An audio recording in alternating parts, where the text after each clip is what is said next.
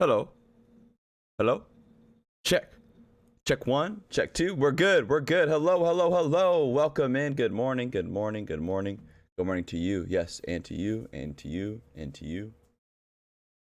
How's everybody doing? It is Wednesday, August 4th, 9:03 in the morning. I'm a little later than normal. That's okay. I'm right on my own schedule. I'm here. I'm here. I'm later than normal, but it's okay. I said earlier this week that that's how it's going to be. The time's going to be a little bit different.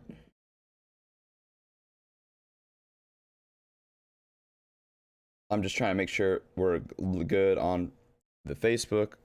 Check. YouTube. Check. Twitch. Check. You heard me. If you're listening right now on like a podcast, whether it's on Anchor, Spotify, or whatever you listen to podcasts on, you're listening after the fact, remember, we're a live show. So that means we're live on Facebook, on YouTube, on Twitch. Follow those platforms, JJ's live show, all caps live, to make sure that you can come in when we're live. Yesterday was awesome and amazing. I want to thank everybody who was a part of the live show yesterday. The audience was great. You guys were fantastic. It was wild. We had people talking on Facebook, on YouTube. We had people watching on Twitch. They weren't jumping in the conversation, but I know that we'll get there. The whole point is to get everybody involved. All right. So we're in the Olympics still. Olympics of 2020, even though it's 2021. We're going to go ahead and get on with the medal count update like we've been doing every single day since we've started the show. One of these days, the show will be live when the Olympics aren't going. But as of now, the Olympics are still going, and it's been since the conception of the show. My hair is not looking good today. Should I put on a hat real quick? I'm going to put on a hat real quick because it's bugging me. I got to have good first impressions. A black hat? Just a normal black hat? Normal black hat. Normal black hat. Hold on. Gotta look good. Gotta look good. You gotta feel good. How does that look? How does that look? Looks okay. All right, let's go.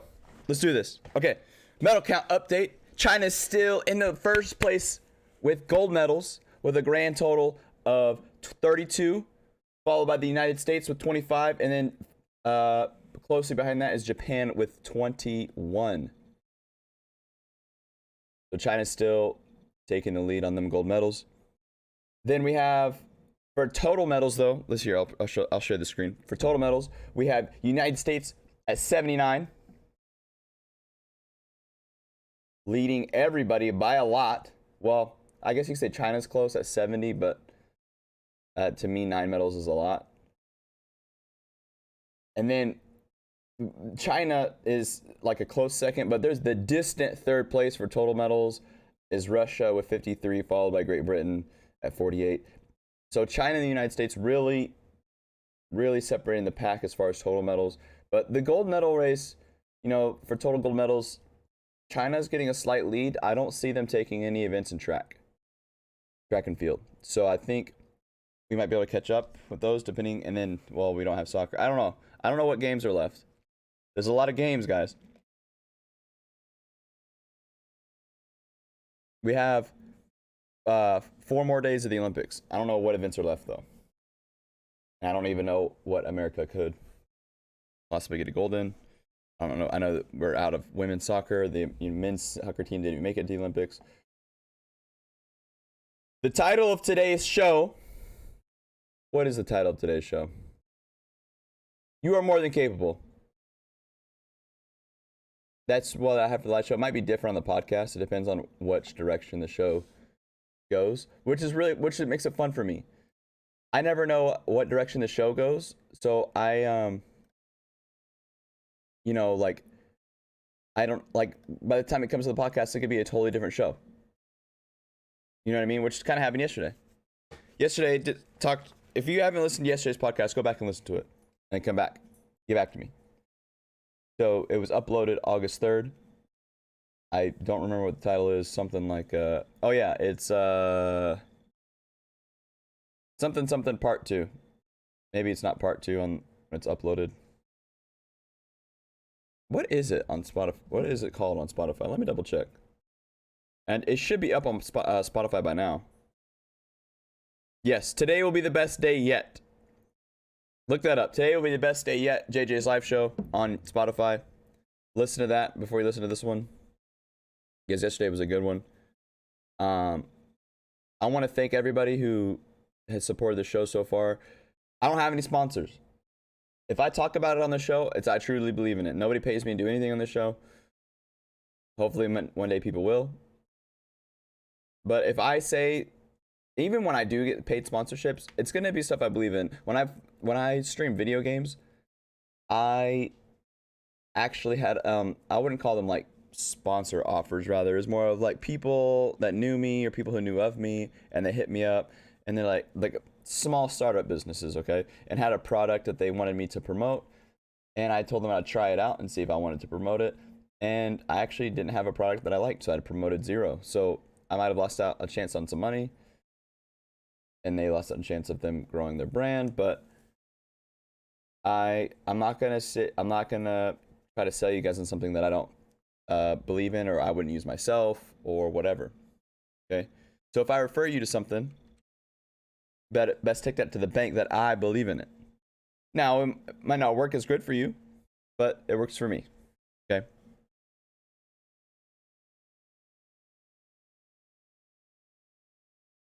So today's title of the show, for the live show, is "You Are More Than Capable." I believe that you are more than capable. If you're listening to this right now, whatever task you have today, you are more than capable of accomplishing them. Okay? I'm a Christian. I'm not going to say this is a faith-based podcast. I do everything on my life based on faith. However, I'm not going to like push Christianity down people. I don't think that's the way it should go about. I think the way I like to witness to people, I guess you can say, is I just live my life in like the way I live it, following Christ, and I'll let Christ, I try to like represent Christ in everything I do and entice people that way, whatever.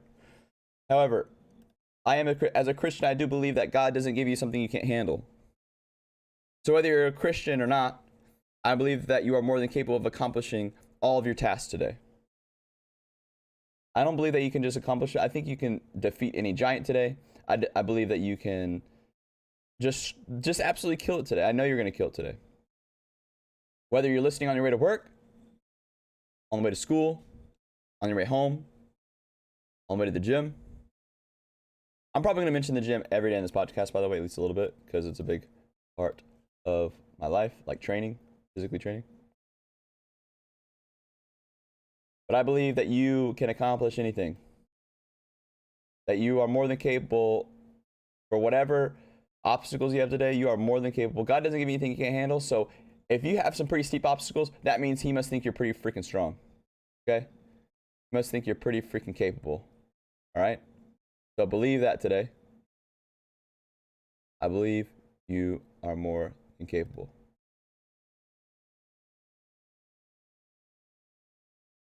Steph Curry signed a $215 million 4-year contract. I believe it was like a couple days ago. Let's look up this. I saw a breakdown of his like how much money that's gonna make like per season, per game. He makes about $6,000 a game for the next 4 years. There's 80 games in a basketball season. 82 games. I think the contract was actually $215 million for 4 years.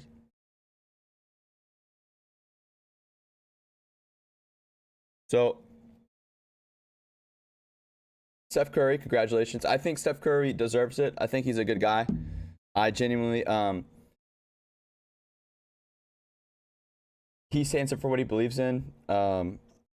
He is a person that changed the game, so congrats to Steph Curry.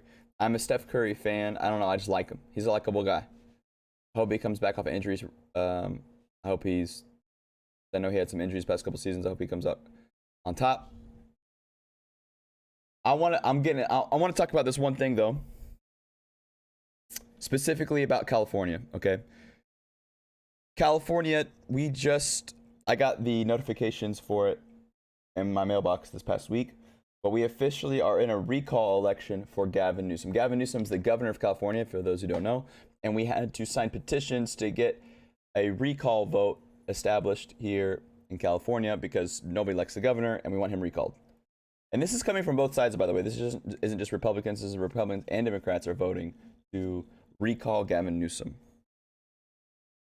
Nobody liked the way he handled COVID. He's been caught multiple times contradicting himself. He's been caught multiple times saying you need to stay indoors, mask, aren't going on public, shutting restaurants down. And then he's been caught having private parties at public restaurants, like indoors, no mask, no nothing. And then he lied about it and said, oh, it was outdoors. And then he got showed the video of him inside. So that's just one situation. He's just not a good leader, okay? So for the past, I don't know, year almost, there's been like signing petitions. I signed a petition. And there had to be so many signatures in order to sign this, to actually recall Gavin Newsom. And then the Democrats had to insisted that these signatures be audited. However, those are the same party that is criticizing the vote audit that we had for presidency. They will slander people into saying that auditing votes is somehow the auditing votes from the election is somehow anti-democracy. It's somehow anti-American. It's somehow racist. They literally say that. They literally say that having voting rules to be able to show ID, to have to sign or whatever, is racist. Which I find more racist that they would say that, because they're implying that people, just because they're broke, can't get an ID. Just because people grow up in a less privileged area, that automatically means they're a person of color, and they assume they can't get ID for some reason.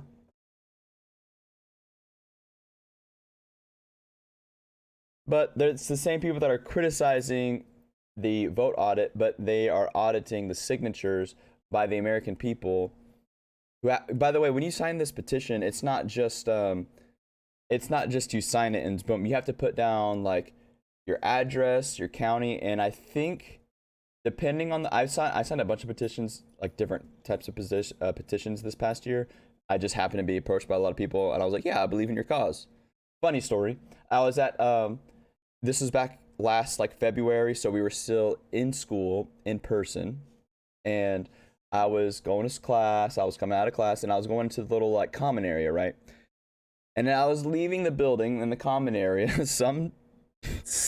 Dude, I'm gonna go ahead and call him a stoner, okay? If you close your eyes and just picture the definition of a stoner and then open your eyes, that person approached me right outside the doors. It was so funny. He came up to me and there was like a whole gang of them, and they were really nice dude. He was like, "Hey man, you want to sign our petition to legalize shrooms?" This was at about 8 in the morning. And I said, "No thanks, man. To be honest, I want to legalize all drugs personally, but I literally did not have the time to stop and sign that petition, because signing a petition takes a minute. Like I said, you have to put your name, your address. I think you have to put your driver's license number. I can't like remember off the top of my head. Okay.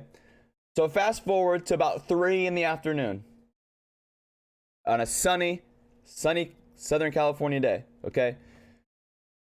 I have more classes. I'm in classes all day. I believe it's like a Wednesday. I think I had classes all day, like on Wednesdays in the fall. I mean, last spring. I come back out. This same dude, I don't think he remembered me, because I'm pretty sure he was stoned. This same dude approached me. "Hey man, you want to sign our petition to legalize shrooms?" And I said, "You know what? I respect that grind of being out here for 8 hours. I'm going to sign your petition." So I signed his petition. And hey, I don't know if there's any success from that petition to legalize shrooms, but I support it and I respected the grind. So I signed it. So signing of the petition, like having all these votes for the petition, they audited them, right? So fast forward, now we get the notifications that we're having a vote to recall Gavin Newsom. That's the governor of California. For those who are just coming in, if you're just coming in, welcome. Hello. Feel free to chime in whenever.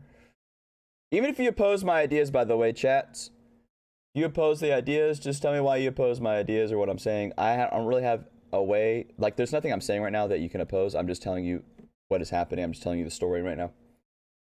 Moving on. So it was this past weekend. We might have been watching the Olympics. We were watching TV. And a commercial came on. It was a commercial about the recall vote in California. Keep in mind, we already got our notifications that we're going to have a vote. And we just got them in the mail, and they're saying to mail in ballots. Okay? I don't really support mail-in voting. I think there's just too much fraud that could happen. I'm not saying it did happen on both sides. On for everybody. Okay? I think there is just, I'm gonna move on. So this commercial made it seem like that there is literally using words like Republicans are trying to steal power. They're trying to manipulate the public. They are literally using these words like the Republicans are trying to steal power in California, and we can't let that happen. I don't think they understand that people from both sides signed this petition. There was millions and millions of people that had to sign this petition for it to go to vote, and that's the whole point, is to have a vote. It's not I'm very aware that on signed petition, a Republican's probably not going to take over California as the governor. Probably not going to happen. However, then Elizabeth Warren appeared on screen and said, with her own words, right into the camera, "We can't let the Republicans lie and steal power in California. Vote no in the recall election." That's the same woman who lied her way into having a position, lied her way into school, lied about being Native American. That's the same politician who lied about being Native American just to get jobs. And then she used that platform of being quote unquote Native American to try to sway votes when she was becoming president.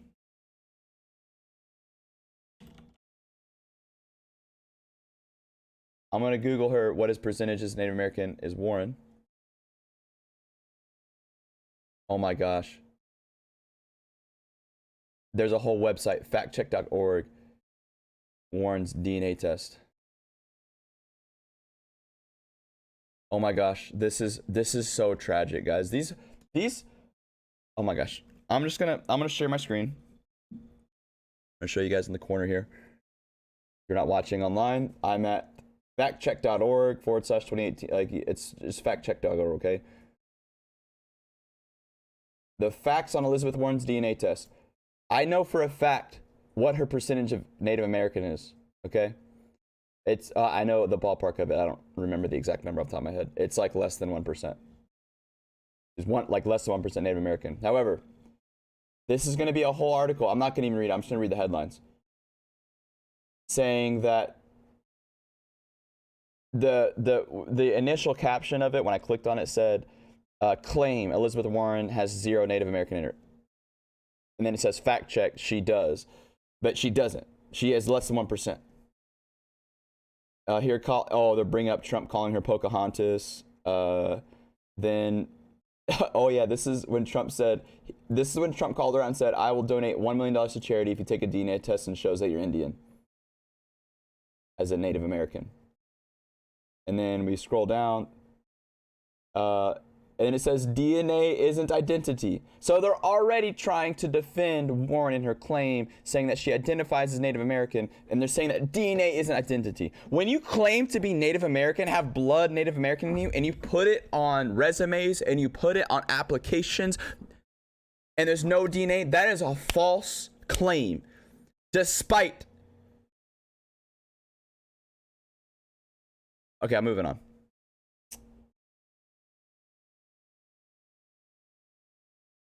Okay, this is actually saying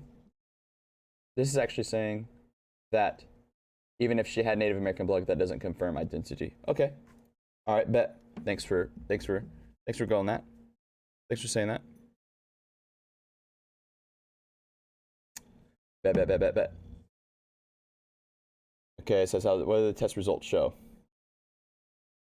Let's go scroll down here. What do the test results show? What the test results don't show. I think it was a 23andMe one. I think this whole thing came out. Oh, it says false. Look at Trump's.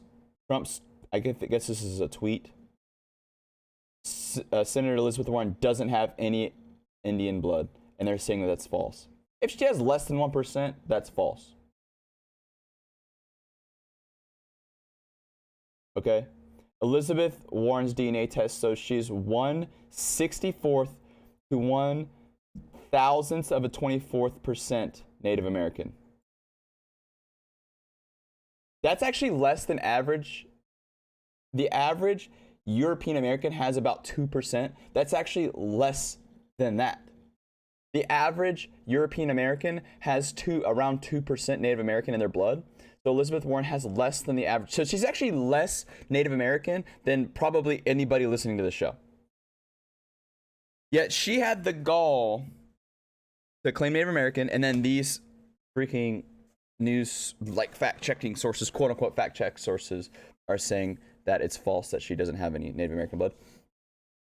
She has the gall to get on a commercial and say they can't let the Republicans steal power in California. You, Elizabeth Warren, as someone who has lied and cheated into school, into jobs, you stole seats from people who rightfully earned it. You stole seats from... You stole votes from people probably at some point, claiming that you're Native American. I'm sure any actual person who's Native American probably saw right through your BS. I have very close relations with people who are actually Native American, some of which actually live on reservations. I'm not trying to use this as a claim as an in. I'm just going to tell you that they see right through that BS. I'm just going to tell you. I wouldn't say good friend, but I have a friend who I served with who's in the platoon. He is like full-blooded Native American. He's like literally from a reservation. He went after he got out. He went back home to the reservation, and he's full-blown Native American. Like it's like he's like from like a line of chiefs. Like it's, and he tells us all the time, or he would tell us about this like kind of situation about how white people try to like claim Native American to try to like get in or be a part of like the culture or whatever when they really have no ties. Just okay, let's say if you were born 50% Native American. Let's say if you are 50% Native American, but you are 30 years old, you've never lived on the reservation, you've never done anything to connect with your past and your ancestors, you don't talk to your family members from like the quote unquote from the tribe, you are not Native American. You have Native American blood. You do not, and you might even like, but you're just American. Like you're not Native American. You don't have the right to say that you're Native American. You don't. That's my opinion. Some people are going to disagree with me on that.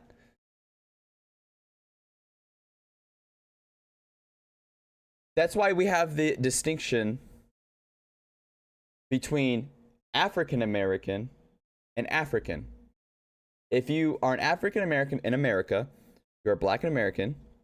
You've never been to Africa. You've never like, you don't have family members directly, like your grandparents aren't directly like involved with your life, and like you don't have that connection to your African culture. You don't say you're African.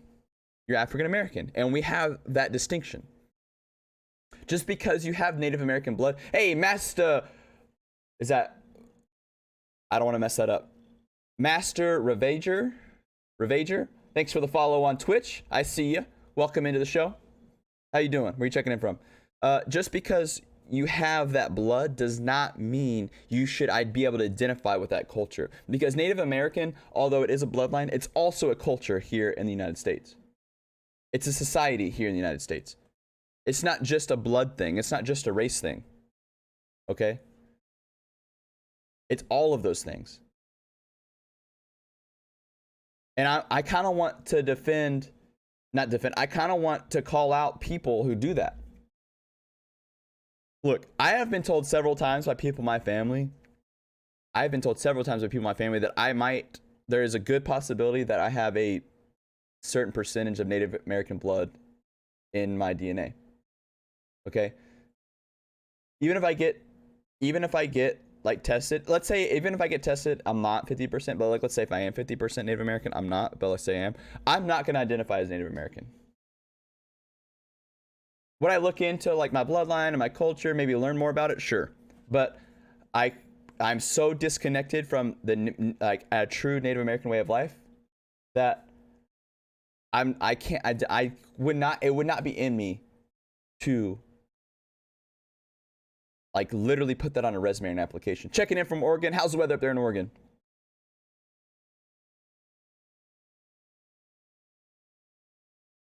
I don't appreciate the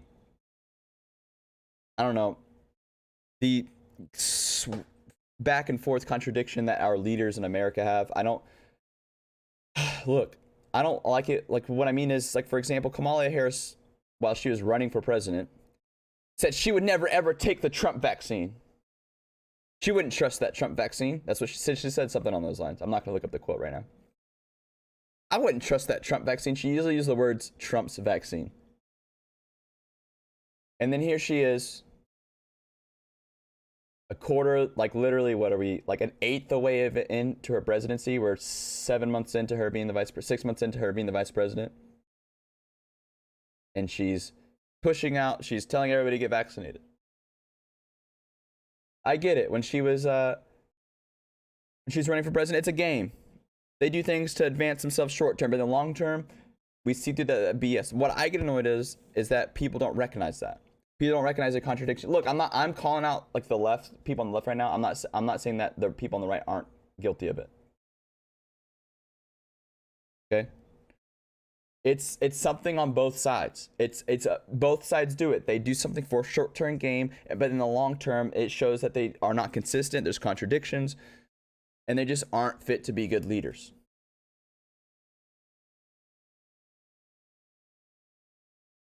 Sorry, I had to take a sip of coffee right there. Keep the windpipes lubricated. I know we talked politics 2 days in a row on this show, but I feel like right now, as Americans, we're getting politics pushed down our throat. And I think just as somebody with us, I mean, this is a little platform right now. As somebody, I'm in the public eye a lot, I guess you could say, between what I do on social media, playing football for a school here in Southern California, being involved with churches, being involved with outreaches. So I just want to be clear that where I stand, and I'm calling out leadership as a whole in America, okay? Not just politicians on the left or politicians on the right. I'm talking about leadership as a whole in America, where we're lacking solid leadership. I want to follow people like Dan Crenshaw.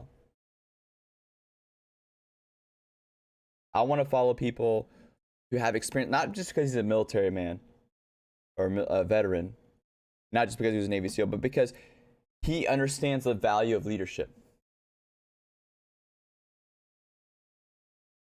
Wait, is Oregon's in a drought right now?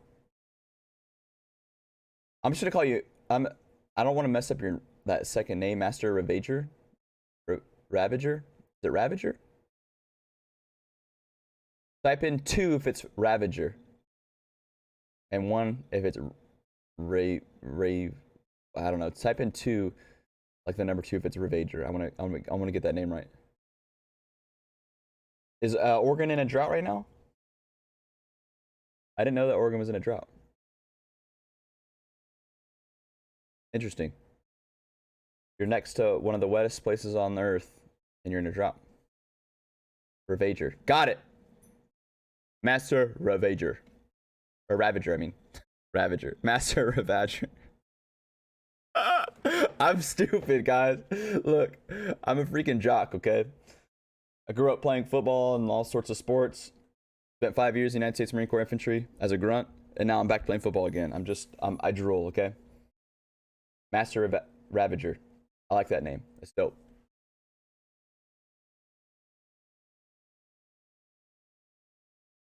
So is Oregon in a drought right now?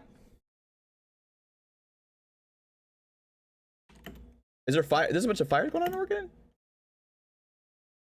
Yo, hold up. How am I not heard about this? I'm typed in Oregon drought 2021. The most intense period of drought occurred between the week of July 27, 2021, where D4 affects 24% of Oregon land. Drought in Oregon from 2000 present. The U.S. Drought Monitor started in 2000. Since 2000, the longest duration of drought, D1 through D4, in Oregon lasted 270 weeks beginning on December 27th. Wait, hold on. That was talking about the past.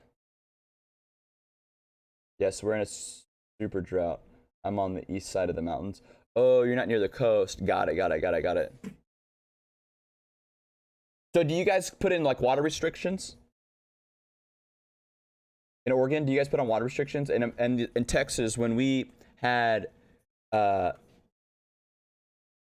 droughts, and there was a few times we had pretty strict water restrictions, they would put water restrictions like, we'd be on water restriction level like 2, 3, or 4, whatever, and you weren't allowed to water you had to water your yard on certain days and at specific times. They would start to close down car washes. They would start to withhold watering sports fields, and which actually was a bigger deal than you think, because like, let's say if you had like a public sport, like I played like football in our city league, like right when I was in elementary school, and there was one year the droughts got so bad that they had to stop watering the park fields, and it became like huge cracks in the fields, and we couldn't play. So they had to move where we would play. We had to play on like turf fields. And then I think it was like my senior year in high school, so this is 2012 or 2013, we had the most consecutive days of 100-degree weather on record. So most consecutive days where we hit 3 like triple-digit temperatures. The reservoirs in Oregon are the lowest, on the east side of Oregon are the lowest they've been in 20 years. That is freaking wild. Why aren't they talking about this right now? Why aren't people? I don't watch the news. I don't watch the news like on TV because it's the year 2021 and I'm 25 years old. So I don't watch the news. but I do keep up with news. Like my phone like sends me news updates, headlines on social media. You can pretty much keep track of what's actually happening in the news without actually watching the news. If you're on city water, they put on restrictions, but most people in my area are well. So in the cities of Oregon, if you live in the city or in the suburb, they probably have restrictions. Probably so. It's a pretty common thing. I've never heard of it. I live in California, right? So in Southern California, there's been several droughts here, and every time there's been a drought, or they've never talked about water restrictions, and people think I'm crazy for talking about water restrictions in Texas, and I'm like, yo, but our droughts are for real, like you. So it gets so hot and the ground gets so dry that you actually have to water your foundation in Texas.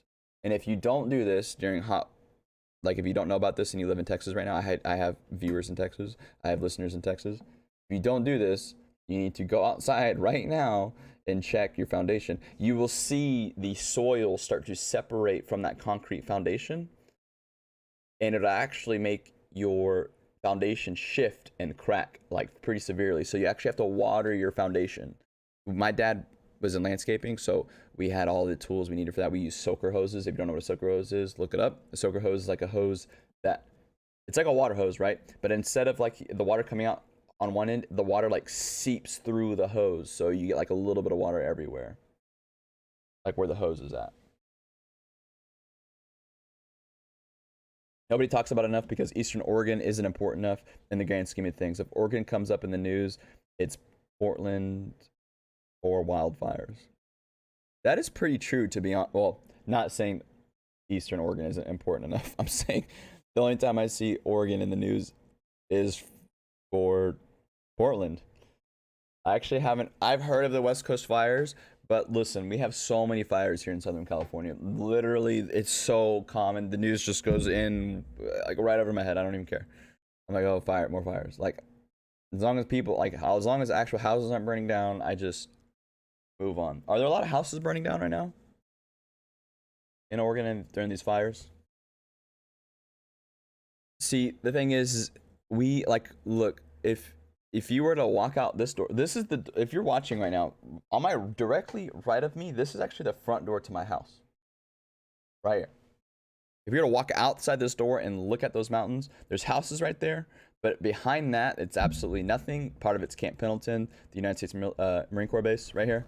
And there's nothing there, and that catches fire all of the time. Literally all the time. Like every other year, that burns completely to the ground. It's wild. There's actually like fire seasons here. Like we have tornado season back home, or hurricane season back home in Texas. Here it's fire season, and it's usually like in the summer or like late spring, or I guess pretty much all year. It actually does rain sometimes in the winter here, but usually during the summer it doesn't rain in Southern California. So it gets pretty dry. It's really sunny. It's not super hot.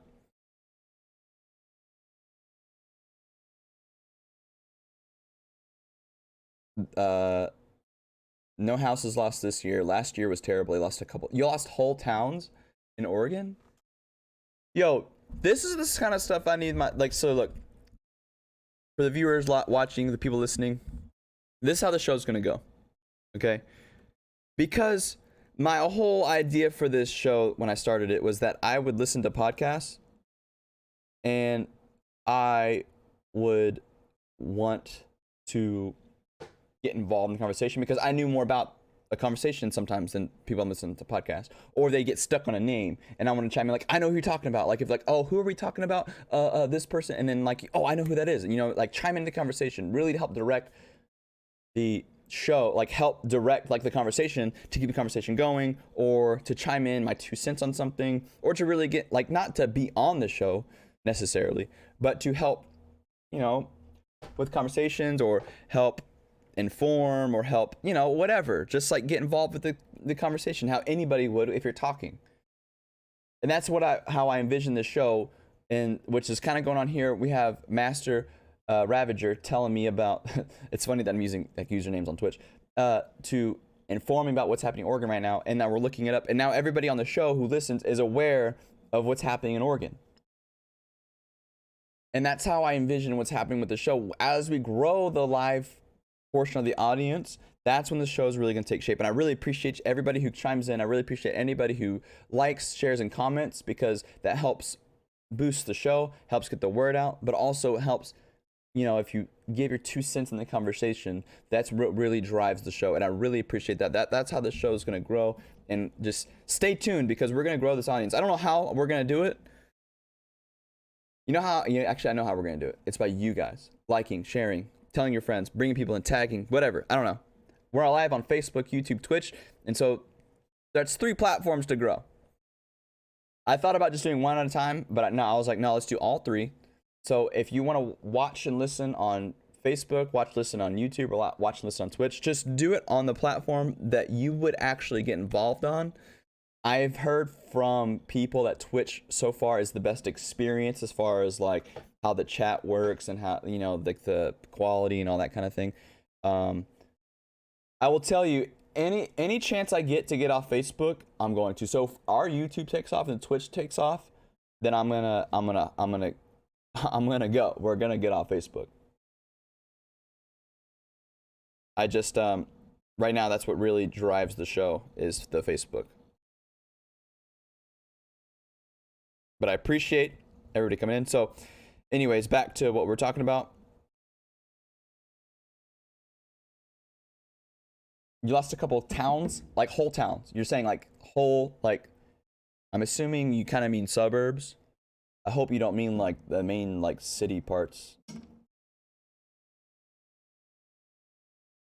Where I'm from in Texas, there's a lot of small, very small towns surrounding where I live. So like, it's like there might be a lot of people, but it's spread out. So the downtown area is really like, it's like an old school, old southern town, like how you see in the movies, like those old brick buildings all put together. And I can't imagine like a fire sweeping through that, because if fire sweeps through that, bro, it's over with. Like that whole town is going to the ground.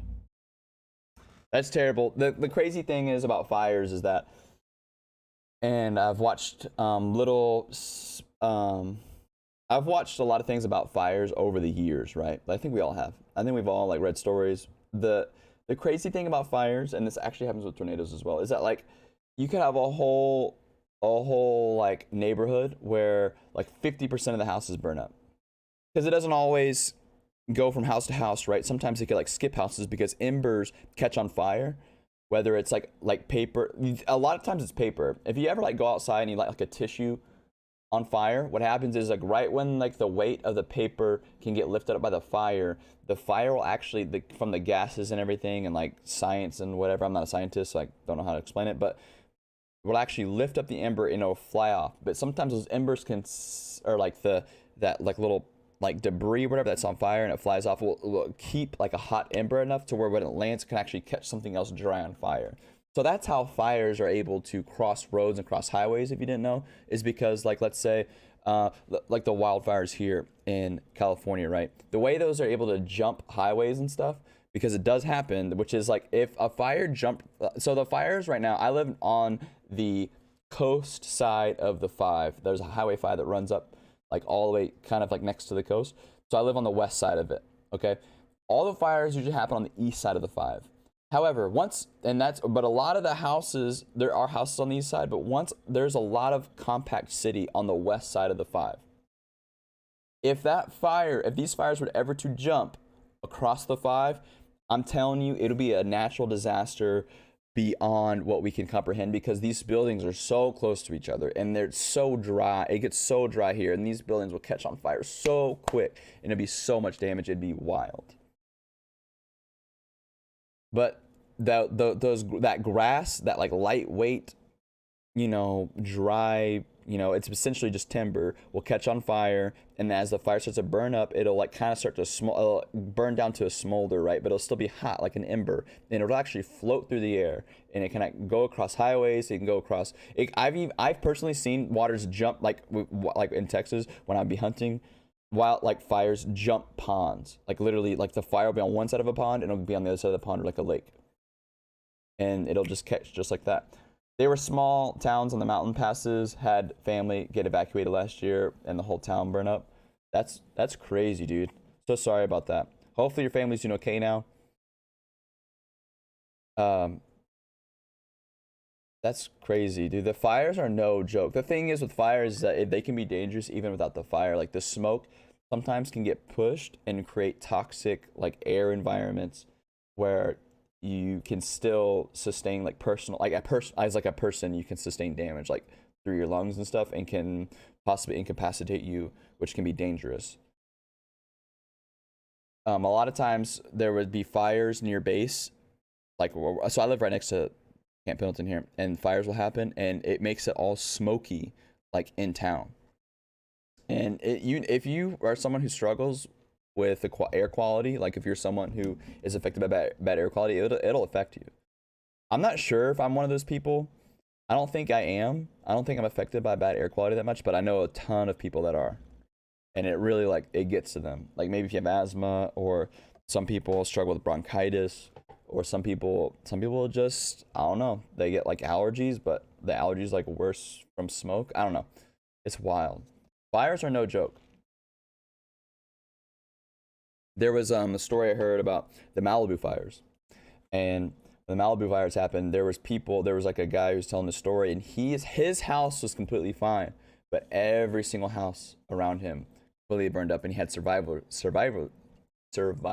guilt because his house was the only one left standing, and I would feel bad. I mean, personally, like screw your house, bruh. No, I'm just playing. But yeah, that would be rough to deal with, especially because like there's just nothing you can do. And then the thing is with something about loot, there's something about, see, where I'm from, we have tornadoes, right? And your house can get wrecked by a tornado, but you can still salvage stuff from that. Like, you know, like you can probably like personal items, like it might be thrashed, but you can probably salvage pictures, or you might be able to salvage like family heirlooms or whatever you might have. But if a fire burns down your house, that stuff is gone. Gone. Gone. A tornado just wrecks it. It doesn't burn it to a crisp. It doesn't make it where it's nothing. You know what I mean?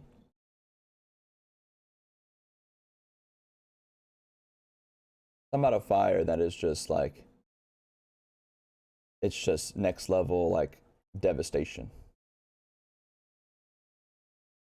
Whew. All right, just to wrap up what we talked about earlier, you, if you're listening to this, are more than capable of accomplishing whatever you need to accomplish today. The tasks in front of you are not too hard that you can't handle, and if you think that the obstacles that you're facing today are so strong, that means God believes a lot for you. He believes that you are strong. He believes that you are more than capable. You are an amazing human being. And I'm so thankful and glad that you guys tuned in today. And before I go, I want you guys to just take a little peek at this track. So remember, we're a live show, so make sure you tune in live on YouTube, Facebook, or Twitch. And you might be hearing this music and you're thinking, these tracks are dope. All the music that I've been using on the show are made by a buddy of mine. You can look it up on Spotify. They have like 3 or 4 albums now. It's called Streamables. You spell it like Streamables, one word. And you're able, he makes it from the ground up. It's copyright free, DMCA, whatever, free. Did I say it's free? Because it's free. FREE. You can use it on your live shows, on your Twitches, on your streams, on your whatever you want to use. You want to use a business presentation, or if you just want to listen to you got some chill tracks and you want to work to the tracks in the background, feel free to. I only have like 7 songs queued up for this playlist, but there's, I don't know, like 3 albums, I think. He's come out with another album soon. He makes it from the ground up for you guys to use, so please use it on Spotify and I believe YouTube Music.